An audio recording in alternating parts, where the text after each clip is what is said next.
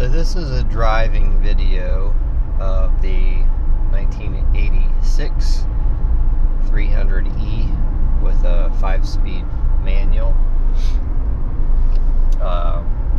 It runs and drives great. I've owned this car 4 years, and I've put a lot of money into it in terms of anything from all the fluids are changed to suspension bushings, like all the rear bushings are done and all the rear arms are done. It has new shocks, new springs all the way around, new tires, new brakes, new brake hoses. I really started down the path of restoring this car, and eventually just got to a point where I moved in a different direction. The car does run and drive great, and in my opinion, this is not a guarantee, it would drive across the country and actually be a reliable car. But it does have a few needs right now, and it's stuff that I have decided not to address. I mean, it's got some rust issues. The worst of them are in the rear wheel wells. It's worse on the passenger side, and what ends up happening as a result is water gets in the car. So I've had to chase that, chase the water, and I've gotten that addressed for now. I don't drive it in the rain anymore as a result. You'll see a little bit of acceleration here. Clutch is fine.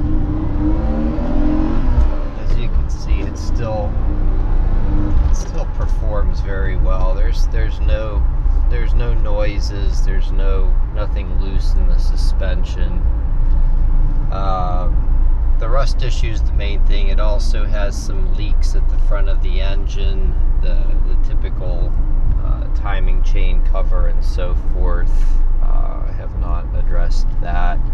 The other thing is the radiator cooling fan needs to be replaced. It doesn't come on. You're fine to drive. As you can see, the temperature holds fine as you're driving, but when you come to a stop, it'll heat up. I've not ever overheated it. I've gotten it up close to the 120, but I always turn the heater on or something otherwise to prevent the car from overheating. So those, and there's a little hole in the top of the muffler, you know, and there's other little things. The air conditioner works, I'm gonna say sort of. When you're driving along on the highway, the air conditioner works fine.